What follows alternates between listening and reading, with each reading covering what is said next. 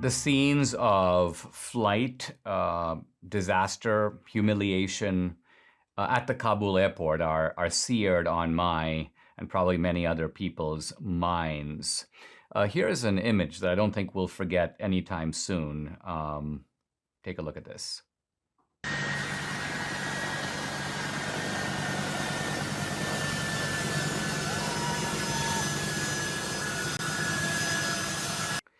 Now, this goes beyond incompetence. We're talking about exiting a battlefield, exiting a scene in such a way that we are leaving our people behind. We are leaving all kinds of equipment and assets behind. We are making our enemy stronger in the process. I mean, this takes a special kind of incompetence, if not malice, to achieve this. Think about this.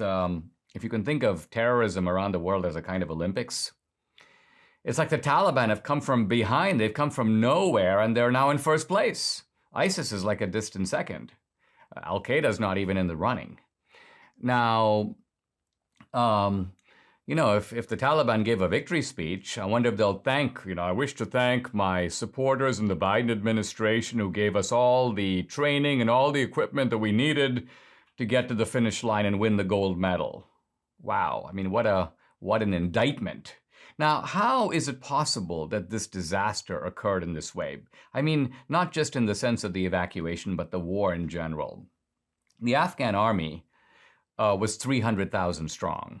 The Taliban, about 80,000 strong. Now, the stronger side, the 300,000, was supported by the strongest military in the world, the best equipment in the world, over 20 years. How do you lose a war under those conditions? Well, the first thing I have to tell you, and I kind of hate to break it to you, is that the Afghan army was not 300,000 strong. These were what, in fact, on the bases in Afghanistan were sometimes called ghost soldiers. They were made-up numbers, made-up people by corrupt Afghan commanders who were collecting salaries. Think of it, the Americans didn't pay the Afghans directly. We paid the commanders who paid the soldiers, many of whom, alas, did not even exist. So this gives you a sense of how a war can become a fiction. And you're fielding, in theory, these soldiers, but in fact, there are no soldiers to speak of.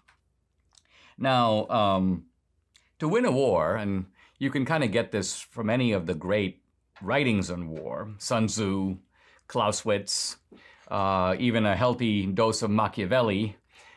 To win a war, you need, number one, sufficient force. We did have that. Number two, you need the will to persist. And for a time, we did have that. Number three, you need a sense of purpose. What is this war trying to achieve? As I will argue, we did not have that. Four, wars must be brief. This is a critical point. In fact, it was Machiavelli who said, I'm not quoting him, the Romans made their wars short and big. In other words, overwhelming force, defeat the enemy and crush them, and the war is then over. It's now time to establish the new regime, and it's time to essentially enforce the peace. Notice that the American war in Afghanistan is the opposite. Instead of it being short and big, it was sort of long and small. Now, why? You have these generals, people like Milley, but also at the lower level, H.R. McMaster, you remember, was in Afghanistan, General Petraeus, and all these guys are supposedly our best and brightest. These are people who supposedly have had the best kind of education. But I think, unfortunately, and General Milley's recent comments are kind of a sign of this, instead of reading Sun Tzu, they're reading like Ibram Kendi. Instead of reading Machiavelli, they're reading like the 1619 Project. Evidently, they have forgotten, or if they ever knew, the very basics of how you fight a war. Now, Machiavelli says somewhere, I always thought this was a very insightful comment by Machiavelli, whenever an enemy makes an obvious blunder, always suspect deception. In other words, don't think your enemy is all that stupid. When they do something and it seems like it makes no sense, they're obviously carrying out a strategic plan. Now, let me give you an example of how that applies to this situation. The Taliban are showing up, and they showed up, to meet with the Biden administration for, quote, peace talks. Now, Think about it for a minute. The Taliban are winning the war. They're capturing one city after another. They're encircling Kabul. Why would they want to have peace talks? Why would you want to share power with somebody when you can beat them outright? Why would you want to draw in an MMA fight when you've got the other guy on the canvas? The answer is you don't.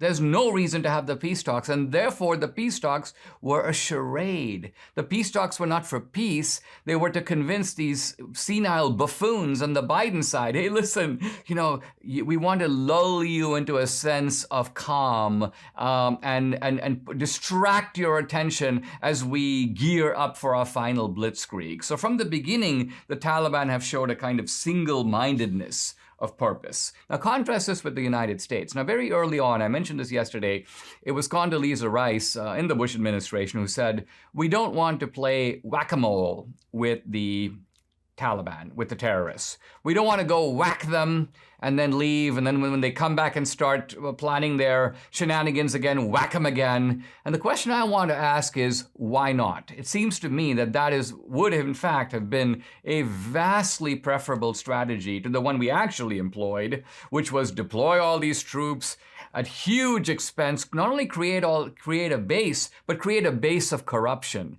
I mean, essentially what happens is the military contractors are salivating, they're making money left and right, and then you start having the NGOs, the women's rights groups, the education groups, they're all swarming into Afghanistan. Oh yeah, we started 71 schools, give us $85 million. Oh yeah, we're making sure that women's voices are heard, give us money. And here's the US government foolishly in a culture it doesn't even understand, meeting with all these tribal guys and basically sitting around in a quote shura. Oh yeah, it's very interesting. This is called a shura. And so what you have is this madness has been going on for 2 decades. Instead of the very simple, just think of what the British or the Romans would have done in Afghanistan, something completely different from this kind of disgraceful, incompetent performance by a group of fools who don't even know what they're doing at home, let alone abroad. So this is how you lose a war. You lose your sense of purpose. You don't really even know why you're there. You utter meaningless phrases, development, human rights. Notice the Chinese don't do this. They have a very simple transactional model. That's what they're going to apply right now in Afghanistan. They're going to mosey in there and basically tell the Afghans, listen, we're going to build a railway. It's going to go right through Afghanistan. It's going to create 52,000 Afghan jobs, and we're going to basically give you material to be able to complete this. Of course, the Chinese have their own purposes, so the Chinese know what they're doing, the Taliban knows what it's doing, and their relationship is based on mutual self-interest, not a bunch of pompous phrases and ridiculous cliches, which are ultimately nothing more than a form of self-delusion. So I think at the end,